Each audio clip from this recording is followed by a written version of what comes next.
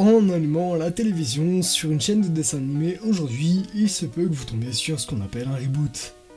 Au premier abord, le dessin animé ne vous dit peut-être rien, puis un nom, des couleurs, un personnage vous rappelle quelque chose, et là vous vous rendez compte qu'il s'agit d'une nouvelle version d'un programme que vous regardiez étant plus jeune. Cela est également valable que vous soyez de la Gen Z ou d'une génération antérieure, parce que nous, enfants de la Gen Z, regardions probablement des dessins animés en pensant qu'il s'agissait d'originaux, alors qu'il s'agissait en réalité de reboot. Vos parents vous l'ont peut-être fait remarquer lorsque vous étiez plus jeune.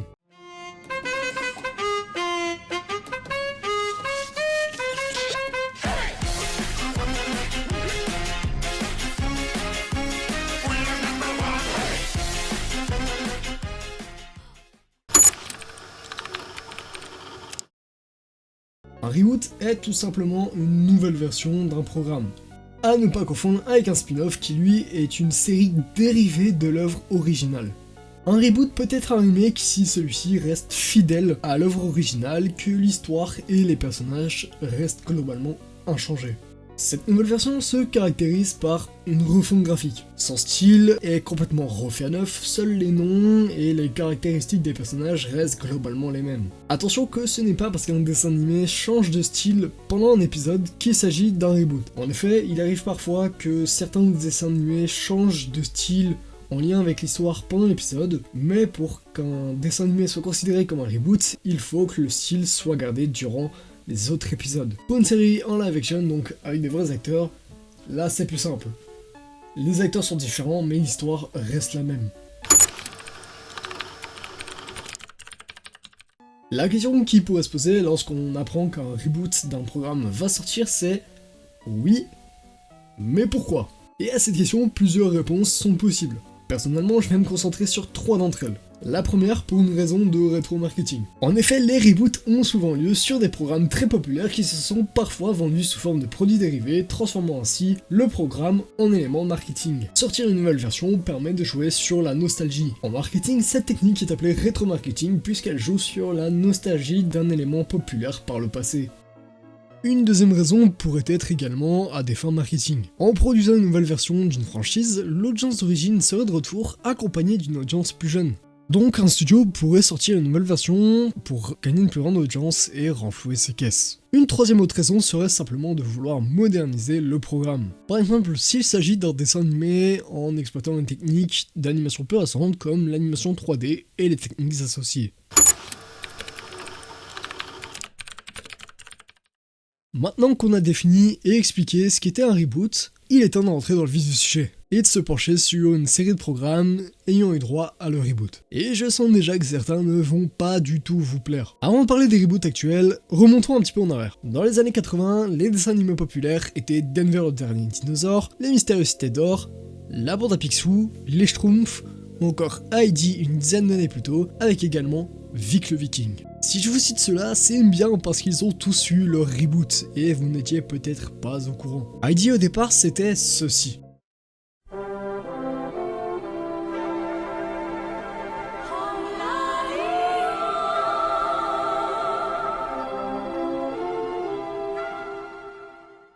Une série d'animation japonaise sortie en 1974, et en 2015, la France, la Belgique et l'Australie s'associent pour produire une nouvelle version, une version 3D, des aventures de la petite fille qui rejoint son grand-père dans les Alpes suisses. Personnellement, j'ai grandi avec les deux versions, et je me souviens que l'histoire n'est pas exactement la même. En effet, par rapport à l'anime de 1974, plusieurs changements ont eu lieu. Premièrement, le départ d'Heidi vers Francfort est moins émouvant, et des personnages font leur apparition, notamment une bande d'enfants qui en a après Peter. Pour Vic le Viking, initialement diffusé en France à partir de 1979, le dessin animé original était une série d'animation coproduite par le Japon, l'Autriche et l'Allemagne de l'Ouest. Il s'agit des aventures d'un enfant de viking qui souffre de la peur mais arrive à y faire face via sa créativité et qui est également connu pour claquer des doigts lorsqu'il a une idée. En 2008, le studio flamand Studio 100 rachète la société allemande qui était propriétaire de la série et décide en 2013 de sortir une version 3D de la série. La bande dessinée Les Schtroumpfs, réalisé par le belge Peyo, a eu droit à son adaptation télévisée en 1961 et son reboot en CGI arriva en 2021 seulement.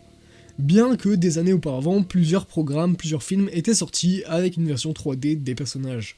Je vous parlais de Denver, le dernier dinosaure, ainsi que des mystérieuses cités d'or, et bien le reboot sont sortis en 2012 en ce qui concerne Esteban, Zia et Tao, et en 2018 en ce qui concerne notre dernier dinosaure. Seul ce dernier a eu un reboot en CGI pour une fois. Pour en finir avec les noms que j'ai cités, la bande à Picsou, série Disney, a eu un reboot en 2D, comme les mystérieuses cités d'or, en 2017.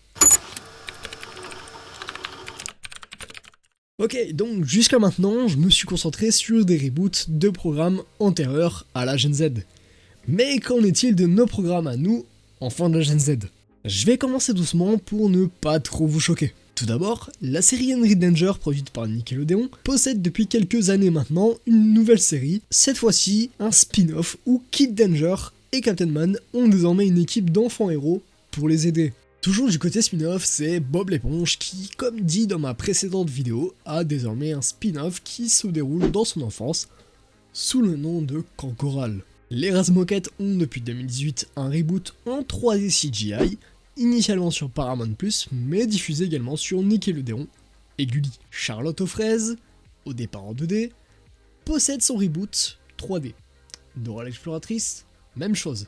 Oui Oui était déjà en CGI, mais entre-temps, il n'a pas échappé à un reboot, voire un spin-off sous le nom de Oui Oui Enquête au pays des jouets. Les Barbapapas ont eu un léger reboot, mais rien de choquant. Les dessins sont globalement les mêmes. Si vous êtes choqué par ceux que j'ai cités jusqu'à maintenant, accrochez-vous, parce que c'est loin d'être fini. Si je vous dis poupée gothique, vous me dites Monster High. Oui, ça aussi ils l'ont reboot en 3D. Si je vous mets désormais cette image, vous me dites Martin Mystère. Oui, lui aussi. Mais là, accrochez-vous parce que le reboot en 3D CGI va vous choquer. Premièrement, on remarquera qu'aucun des personnages n'a gardé les mêmes caractéristiques à 2-3 détails près. C'est même pire que ça parce que Java, qui est un homme de Néandertal, donc un homme des cavernes, est désormais un surfeur.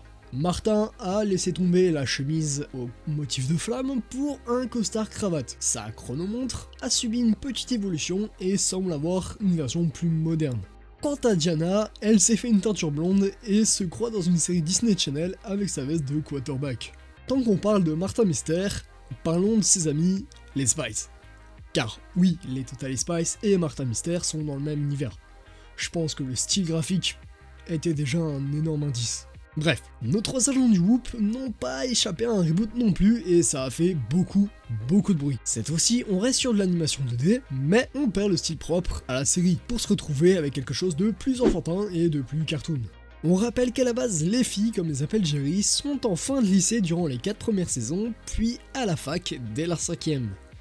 Elles sont donc plus adultes, ce qui n'est pas le cas dans le reboot. Nos trois agents, Sam, Alex et Clover, ont un look plus enfantin tout en étant toujours étudiantes. Cette fois-ci, fini les palmiers de la côte ouest américaine, désormais nos espionnes sont envoyées à Singapour afin d'enquêter sur un génie de la tech qui projette d'envahir le Whoop. Mandy les a suivis à l'autre bout du monde, Jerry n'est plus le président du Whoop puisqu'il est parti à la retraite, et la nouvelle présidente du Whoop est sa fille. Oubliez le générique en anglais et plutôt calme.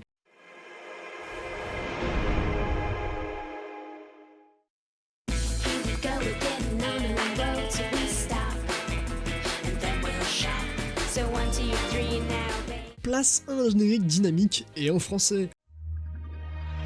Pour remplir leur mission, elles se battent, toujours prêtes à l'action. Trois amis pour la vie, des espionnes quand les cours sont finis. Pas de répit, la planète est en danger, tout est l'espace. Rassurez-vous cependant, les voix sont toujours les mêmes puisque le casting de doublage reste inchangé. Les Spice avaient déjà eu un spin-off qui se déroulait en parallèle, les Spice Z.